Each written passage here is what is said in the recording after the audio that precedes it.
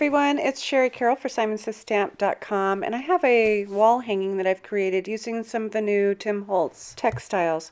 These come in 3 sheets, and the one I'm using for this project is one of the lightest ones, and it's linen. So there are 3 different types. There's a little bit heavier linen, a light linen, and a denim, and you can see the 3 swatches at the top of the package.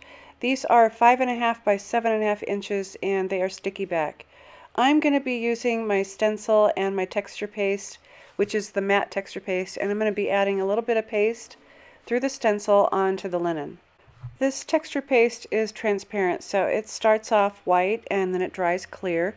And like I said, it's the matte finish, so it won't have a whole lot of shine to it, but it's going to help me get a little bit of a resist going on once I add some paints. So right now I'm lining up my stencil really well, using the back of my palette knife and just spreading on that paste. I'm not going to cover the entire piece of linen. I'm going to go in a slightly diagonal pattern from the upper left on down, and then once I have this all spread out, then I can go ahead and add some to the upper right. This piece of fabric has the sticky back, and it does have the backing paper on it, so you don't have to worry about it stretching while you're working on it with your stencils and paste or any other processes until you're ready to remove that backing and put it onto your project. So once I'm done spreading that paste and lifting off the stencil, you can see the really nice pattern on my piece. And here I'm going to go ahead and add a little bit more to the upper right, just to get a little bit of balance on this project. And when I'm all done with my stencil and my paste, I'll just set this aside to dry. My linen is all dry now, and I'm getting ready to do some paint. So you can go ahead and feel that, and you can't really see the stencil because of that transparent paste. I've chosen some paints to work with, and the first one is peeled paint. I'm also using rusty hinge and evergreen bough, and I'll be shaking these up first and then just adding a little bit to my craft sheet so I can work with it with a paintbrush. Not much paint is needed for this technique, just a little drop or two, and I put them kind of close together. I'll be spraying this with water, and I'm using a smaller brush because I'm just going to add small areas of color and then allow those colors to blend through. So I want to make these paints fairly liquid and also put some paint or some water around the outside so I have extra water to dip into. So I'm starting off with the evergreen bough, and I'm just going to randomly brush this on to the linen. As the water hits the linen, it will darken the area, so what I have done through this whole project is I've added some paint and I've kind of worked the brush till it kind of fades out on the edges, and I've changed colors in between, and then I've gone back through and used my heat gun to dry it so that I could see what was actually just a wet look as compared to how much paint there was. So the linen soaks up the water, which makes the paint look darker, so you may want to just hit it with your heat gun and then decide if you want to go back over and add darker color. I am using a dry brush for this, so I am not dipping my brush into a tub of water even when I clean it in between. I'm using a baby wipe just to kind of wipe off, or even a towel to wipe the color off before I switch to another color. When I'm working with the evergreen bough and the peeled paint, I am allowing those colors to blend a little bit more, so I'm not really cleaning off my brush in between those 2 colors. So I'm just painting in the area where that stencil and that paste was. And in some areas, if you have a lot of water, that will seep under the paste, and because the fibers of the linen will just carry the color under, but you still get a really nice marbled resist look. So here I have painted the rest of my linen up in the upper right, and now I'm going to give it a little bit of a muting with some picket fence paint. And again, I'm going to spread that out onto my craft sheet with some water, and you can flick this on with your finger, or you can actually dab it on in the areas that you may want to lighten up or just kind of mute down. And after doing this, the white really looks like it's going to be really bright and stark on there, but it actually really soaks in and mutes it down really nicely. I use this especially in the areas that I might want to fade out the paint at the edges so I don't have any really hard lines. So it's really easy, just add the white wherever you want. It gives it a really nice milky effect. I thought I would experiment a little bit with the leftover paint, and I wet that down a little bit more, then just pressed that linen right into there, and when I was done I hit it with my heat gun to allow it to dry. Now that I'm done with my painting, I want to add paper to the back of this, and I'm put it upside down on my craft sheet, and I have a full sheet of Neenah cardstock. I'm just going to lay that right on top and press that in. This way I don't stretch the linen at all while trying to put it onto the project, and I have a nice solid piece. So I'm using my fingers to spread that out, and now it's nice and flat. I'm going to leave about a 1/2 inch border around the outside of this. So I've used my ruler and kind of measured it up and then trimmed that off with my paper trimmer. My 1/2 inch white border is going to act as a support system for some corrugated. So I've cut some strips of the corrugated texture pieces from Tim Holtz, and I've removed that backing, and now I'll just stick these down to that paper. I'll be going around the entire piece and trimming it up as I need to, but one thing I'm making sure is that all my corrugated goes in the same direction, so it's all sitting horizontal. So while you're cutting your strips, make sure that you keep that in mind so that your longer strips at the top go crosswise, and then your pieces on the sides are cut shortwise. Some of the edges do like to kind of pop up, so I'm using some of my multi-matte medium, and I'm going ahead and just adding that, and then I'll press these down.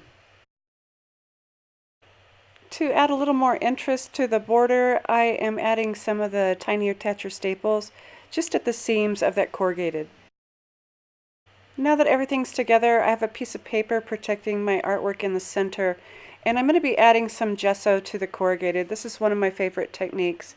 So I'm just grabbing some heavy gesso from Prima. I like this for this technique because it's a little bit thicker and it stands up a little stronger.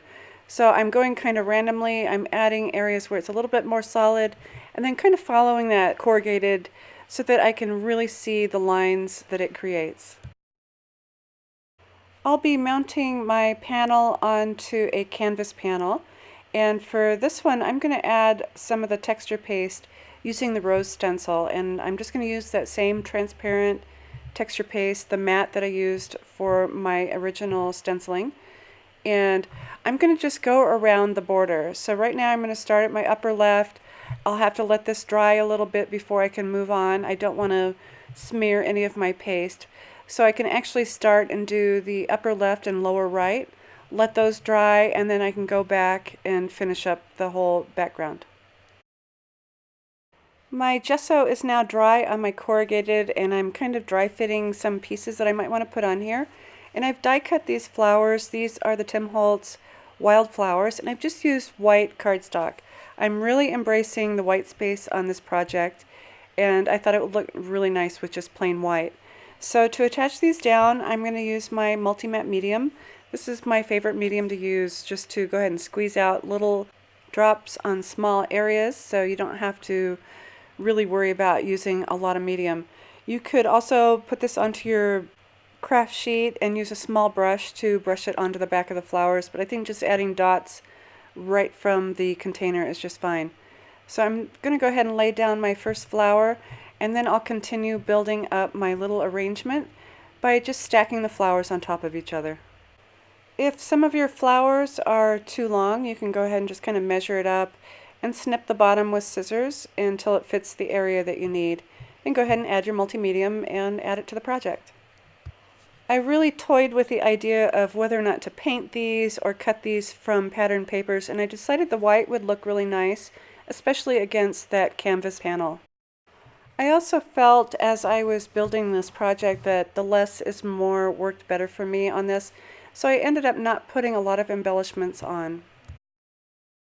When I do design work, I do like to offset things, so since my flowers are sitting to the left, I'm adding an industrious strip, and it kind of has little leaves on it, so it looks a little bit more like a garden look, and I thought it went well with the flowers. So I put some matte medium down on the corrugated. I want to make sure that this is really secure. So a little bit of matte medium, and that will hold in place. I'm using one of the Tim Holtz Alpha parts, and I'm going to paint this with some evergreen bough.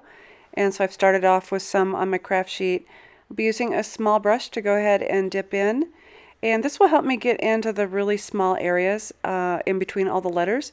So I'll paint this first with one coat, let it dry, go back over with another coat just to make sure I have it really well covered. Once that was dry, I decided to go back in with a little bit of brushed pewter paint, and I've put that on my sheet there and kind of blended it out a little bit. And now just touching with my finger, I'm adding hints of silver, which will complement the industrious strip that sits to the right. I have my canvas panel all dry with all of the stenciling, and right now I'm using the collage medium, and I'm adding this to the back of my panel. I want to make sure I get my edges really well done and some in the center, and once I'm ready I can go ahead and flip this over and center it right onto that canvas panel. And I'm going to put a couple books on this to let it dry once I have it really well lined up. And then when I'm ready I can go ahead and put my alpha part piece on since it's a little bit bulkier. I've slipped the canvas panel right into a frame that I have, which is 8 by 10, and one of the last things I did is to add my note to self. I'll be displaying this in my studio just to remind me, note to self, enjoy the journey. I really like how the white flowers look in contrast to the background. And also the painted alpha part that gives me my message and also ties everything together. I hope I've given you some inspiration on how to use your stencils and paste and also paints to create a resist onto some textile fabric. Be sure to check out the description below for a link to our blog post and the supplies used for this project. And also visit us on Facebook, Twitter, Instagram, and Pinterest.